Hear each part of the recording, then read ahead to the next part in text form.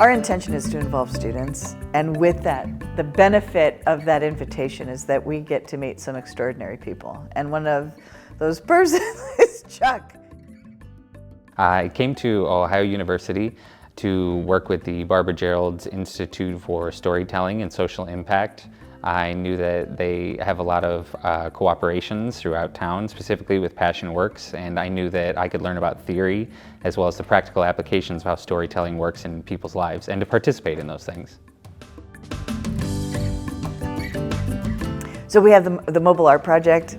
Chuck is the project manager, and I mean, we have a lot of moving pieces here at the studio, and to know that we can count on Chuck, not only to follow through, but to do the work with enthusiasm and to reach into communities outside of Athens City, it just gives me like a gentle rest to know that that's taken care of, and it's priceless.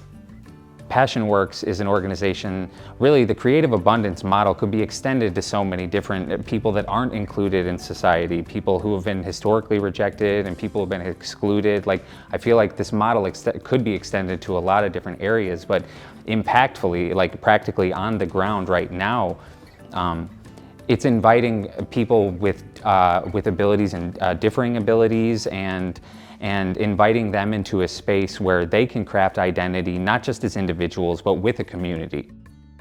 His spirit, his personality, his work ethic, he walks into our studio and it is just a burst of delight. He just shifts the room into the next level of happiness, and we're just so grateful to work with him.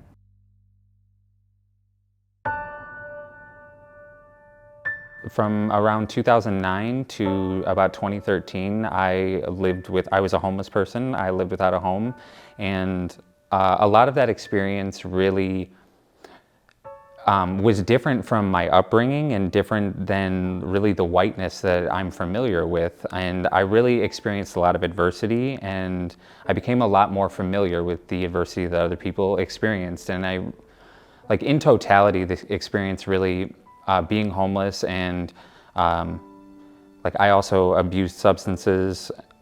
That experience really made me empathetic towards the process that people go through in order to be a part of a community and to understand who we are as individuals and to want to participate. The artists here, it's amazing to see the ability for a person to call themselves an artist just means so much.